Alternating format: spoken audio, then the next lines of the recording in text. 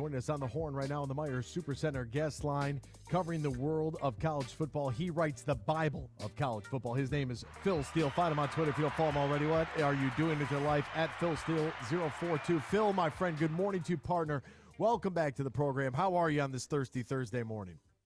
You know, I'm doing great, Anthony. This is my favorite time of the year. I'm only working maybe 50, 60 hours a week just doing a bunch of radio shows. It beats the 7-month grind of the magazine where we're on a constant deadline. So I'm having a lot of fun right now. How about yourself, Anthony? We are living the dream. Are you kidding me? Football season's right around the corner. We hit that dead period, post-Stanley Cup final, post-NBA final, and we're just kind of like, we just need some news. We got the Open Championship today, but we're ready for college football. And here, all the college football news is surrounding alcohol in the stadiums. But we'll skip the booze for now, Phil. We can drink later on after you're all done with all the radio hits today. Let's get into the ever-evolving world of college football. Before we get into the teams, I got to ask you, UCLA and USC, this is the first time, my opportunity to talk to you since the decision was made that they're going to join the Big Ten in 24. What does that look like to you? How does that change the landscape? You've been covering this you forgot more than I'll ever know. So when you heard that news, when it, finally now that you have a chance to digest it, how do you feel about USC and UCLA in the Big Ten? Well, Anthony, I'm a traditionalist. You're growing up here in Ohio, in Big Ten country. Always look forward to the January 1 Rose Bowl game when I was a child. Big Ten, Pac-12, or Pac-8, or Pac-10, or whatever it was back then. And you sort of enjoyed that tradition. But I'll go back to the first year of the magazine, 1995. We actually had the Southwest Conference in the first year of the magazine. And now the Southwest Conference, which had been really big at that time, was now splitting, and Texas and Oklahoma were going to the Big 12. Teams are going to the SEC, and really at that time you're like, I don't know if I like this, and you just sort of adapt and go along with it. It'll be interesting. It'll be interesting to see how USC and UCLA adapt to the cold weather of the Midwest in November. But it's just the way college football is going right now, and Oklahoma and Texas moving to the SEC next year. Yeah, that's another one. Be careful what you wish for. Oklahoma and Texas. That's going to be a little bit. That's going to be a little bit different as they join some of the massive players there. All right, now over to the Big Ten, where you have the Michigan Wolverines bringing back a whole bunch of talent. Sure, they lost some guys in the portal. Sure, some guys went to the NFL. That happens. Jim Harbaugh and company, back-to-back Big Ten championships. Are they the favorite? Do you honestly, you're an Ohio guy. You just mentioned that. I understand it. I still find it very hard to believe that even my favorite team, my employer, I still almost don't believe that we could be the favorite to win the conference this year. Yeah, and it's, if you look at my power poll in the front of the magazine, I actually have Ohio State number 2 in the country and Michigan number 3. But I did pick Michigan to win the Big Ten and get to the playoff this year. And frankly, I think it's Jim Harbaugh's best team in his 9 years. You look at the fact that of all the major contenders this year, not only in the Big Ten, but nationally, hardly anybody has a returning starting quarterback. Michigan does, and J.J. McCarthy. They've got my number 1 set of running backs in the country.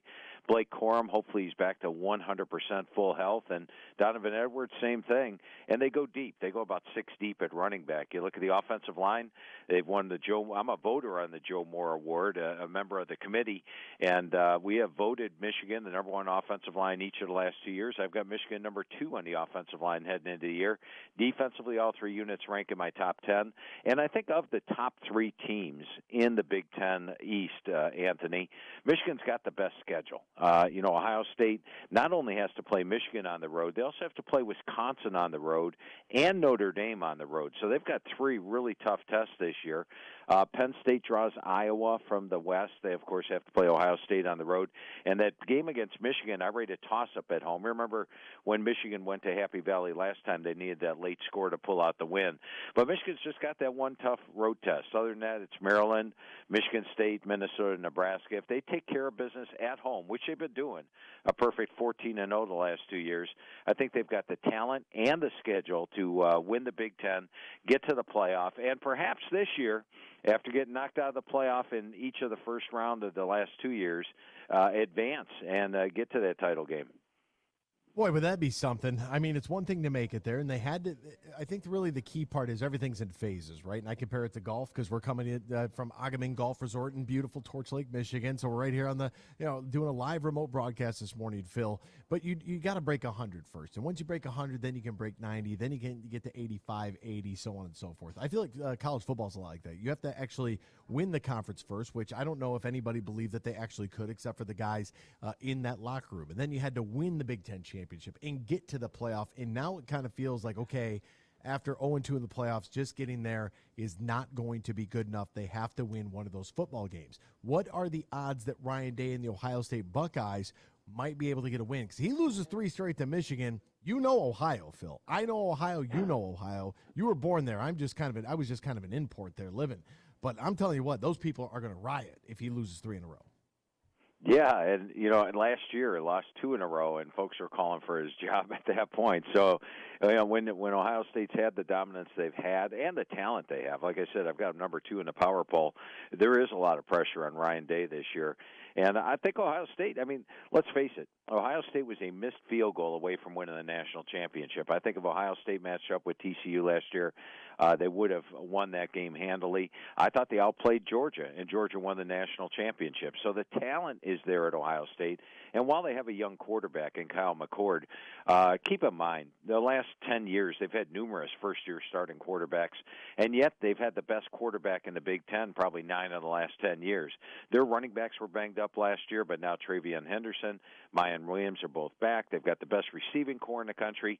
Question mark on the offensive line would be that tackle spot. I'm a little concerned about it. They've got 2 new guys. I didn't really see anybody emerge in the spring at the tackle spot, but defense is solid as long as the secondary gets back up to the level that they used to be. And this is a team that when you look at where they are in Vegas, the only game they're an underdog in all year is the Michigan game on the road. But I think Notre Dame and Wisconsin are going to be 2 tough road tests for them as well. So odds are somewhere along the line they slip up. And whereas they're a little less experienced than last year, Michigan's more experienced. They go from number 66 on my experience chart all the way up to number 7. Wow. All right, so there's 2 of the big dogs in the East. Let's touch on our friends a little bit west of Ann Arbor in Michigan State, the Spartans. I mean, this was a team that, 5-7 last year. A lot of people kind of wondering what's going on. Transfer portal they got guys coming and going nonstop. Kenneth Walker made a huge difference for Mel Tucker in his first full season there as the head coach. And then, the wheels kind of come off a little bit. Where does Michigan State fall? How concerned are you about the Spartans? I am concerned. And last year I was not high on Michigan State because despite the fact that they had that great record in the Big Ten in 2021. You go back and look at the numbers, and they were actually outgained that year by about 65 yards per game in Big Ten play, which was more like a team that was 3-6. And then last year, I think it showed they were minus 109 yards per game in Big Ten play, and finished just 5-7. Of course, they lose their quarterback and top wide receiver after spring practice. Those guys both transfer out, so now you're looking at a team that's very inexperienced, number 94 in the country in that level. I don't see dominance on the line of scrimmage, especially on the defensive side. They need to show improvement defensively. They gave up 4.3 yards per carry last year, and offensively they only ran for 3.8 yards per carry. That's not going to get it done in a lot of places. They're playing in one of the toughest divisions in college football. I mean, let's face it: Ohio State, Michigan, Penn State. All 3 of those teams are worthy of being in the top 5 or 6 of the country. Maryland has got their quarterback back in Talia Tagovailoa, and then you look at Michigan State's schedule this year. I've got them a dog against Washington, at Iowa, home against Michigan, at Minnesota, at Ohio State, and at against Penn State and Detroit. I've got 3 toss-up games on the schedule, so for them just to get back to a bowl game, I think would be an accomplishment this year. I'm looking for this as more of a rebuilding year. Oh, boy. Ryan, close your ears in the studio. Ryan, big Michigan State guy. So but it's about balance, right? That's what we got to have on the show, balance. Now, there is a team that you have mentioned that I want to circle back to. Also, another powerhouse, a team with James Franklin and Penn State, right? We always kind of think like, oh, this could be the year for Penn State. We don't really know, but Penn State a pretty good club, right? I mean, Penn State winners of 5 in a row to close out the season last year. We think back and going back to the Rose Bowl in 2022. Like, I mean, people kind of feel somewhat sort of good about Penn State this year, and they got themselves a good quarterback. Yeah, and they have the opportunity. I mean, they're clearly it's there. And going over the team with Coach Franklin, offensively, let's start there. He said that this is one of the best offensive lines that he's put on the field. So they've got a lot of talent back there. I think Drew Allar can step in there and do a very good job at quarterback. That's probably going to be the key to the season. He is the prototypical pro-style quarterback. He's big, strong, can make all the throws, and he's actually more mobile than you would think. So he's a guy that can step in there. Of course, when you've got Singleton and Allen in the backfield, along with the Minnesota transfer, Trason Potts, they have one of the best running back corps in the country. The receiving corps can be dangerous with Keandre Lambert-Smith, and then they add Dante Cephas in from Kent State. And defensively, going over the squad with them, the thing that really jumps out is the depth they have. They really go 3 deep at every single position, where Coach Franklin was pretty much as confident in the third stringer as he was with the number ones. I mean, they've got pass rush ability with Isaac Chop Robinson and Dennis Sutton. They've got an outstanding linebacker core led by Abdul Carter. And then the secondary was one of the top in pass defense last year. And with Kalen King coming back, Keaton Ellis, they're solid again. They get that big game against Michigan at home. I don't think the Penn State-Michigan game is going to look anything like last year, where Michigan just flat out dominated. I think it's going to be more like the 2021 game, where it was quite a toss-up game on the road or in Happy Valley. And then the Ohio State game, they also get on the road. They draw Iowa out of the West, which is going to be tough. But I think if there's a year for Penn State to break through, they've got to prove they can play with the big boys, and not only play with them, but win.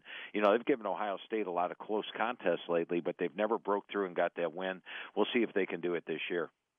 Boy, that game, Michigan-Penn State 2021, I mean, Cade McNamara throws it to Eric All. The tight end, he takes off, scores the touchdown, changes the entire facet of Michigan football and the direction the program goes. And now both of those guys, they end up going to Iowa. Let's talk about a team that from the West that I am excited about. No, not the Hawkeyes. I'm very intrigued by Luke Fickell in Wisconsin. Him getting that job at Ohio State for that year, it might have just been the lights might have been too bright. He goes to Cincinnati, and we know the success that the Bearcats have. Now he gets the job at Wisconsin. I'm excited about it, but I'm also very nervous about it because I think Wisconsin with Luke Fickell, the new and improved Luke Fickell after the Cincinnati experience, I think they're going to be tough. He might be able to return Wisconsin to where they need to be, and they get Ohio State this year. Oh, my goodness. They get Ohio State at home in Wisconsin. Boy, would that be a great game for Luke Fickell to win. Oh, yeah, absolutely. And, I'll tell you what, Anthony, when I first heard the news, okay, Fickell's being hired at Wisconsin, first of all, I was shocked. I thought that when they fired Chris last year, they were just trying to keep Jim Leonard on the staff as the head coach before somebody else snagged him. So I thought it was an automatic they were going to go to Leonard. Then they hire Fickell, and then he brings in Phil Longo. And we know Phil Longo likes to throw the football around, and I'm like, well, wait a minute. Wisconsin's strength is the run game. They dominate teams in the month of November with a strong offensive line and the run game. I'm not so sure I like this mix. And then after talking to Coach Fickell, going over the team with them, they're not abandoning the run by any stretch of the imagination. But what he feels is that in the last couple of years, teams have been stacking that box, loading on guys in the box to stop the run game, and they haven't been able to capitalize on it. Now he brings in SMU transfer Tanner Mordecai. They've got Braylon Allen and Ches Maluzzi back, and he feels that the pass game is actually going to open up more holes for those guys. You're going to see the yards per carry increase this year. They've got the big offensive line. They've got some players at the receiving core, a lot of transfers coming in there that can do some damage. And defensively, they go from having just 3 starters back on the defensive side of the ball all the way to 8 this year. In fact, the overall team last year was number 107 on my experience chart. This year, they're all the way up to number 20, a huge move. And I did a blog on philsteele.com about teams that make that kind of jump on the experience chart, and the majority of them have much more success. But then you factor in the schedule. You touched on one of the games, and I'll get to that in a minute, but look at their road games. Washington State, Purdue, Illinois, which is not as strong as last year, Indiana, and Minnesota. I think all 5 of those road games are winnable. So your toughest 2 games are Iowa, they get them at home, and they get Ohio State. And not only do they get Ohio State at home, they get them the week after they play Penn State in a massive game in Columbus. So it's a very good situation for Wisconsin there. I've got them as my number 1 surprise team in the country. And my surprise team list, Anthony, is non-top 10 teams that I think have a shot at making the playoffs, sort of like TCU last year. Nobody expected them to get there, and nobody's going to expect Wisconsin. I mean, they were just 7-6 last year, for crying out loud. But I think they actually have a shot at making the playoff if things go well. And we know Coach Fickell took a Cincinnati team, a Group of 5 team, to the playoff. I think he steps into a really good situation here. Boy, that's if Luke Fickell can do that, and if he can win that, I'll be rooting for the Badgers that day. I'm telling you, I don't root for anybody red, but I'll root for Wisconsin that day against Ohio State, because they talk about redemption. That would be awesome. All right, Phil, last one here for you. In the Mid-American Conference, tell me it's my Toledo Rockets again, would you? I am going to tell you that there we go. Jason Candle's been bringing in some great recruiting classes. Year in, year out, he brings in the top ones. And be honest with you, in all this poaching that's going on in college football, over the off season, I'm like, okay, somebody's going to come in here and snag DeQuan Finn. There's somebody's going to offer him, $200,000, $500,000 come play for him, because I love DeQuan Finn. He's one of the more exciting quarterbacks out there. He can hurt you both running and passing. He's still there. They've got Stewart, Kelly, Boone all in the backfield. They're loaded. How about the receiving core with Maddox, Zeros, and Newton? The offensive line looks solid. Defensively, they did lose some players up front on the defensive line, but they still have talent. A guy like Darius Alexander, Judge Culpepper, Dallas Gant coming back at linebacker is huge. They are the most talented team in the MAC. And when I look at the schedule this year, I have an underdog in exactly one game at Illinois in the opener, and only a 7-point dog in that one. The Miami of Ohio game, I think, is a toss-up game. That's a tough road game. Miami wins a lot at home, and Miami's going to be much better this year.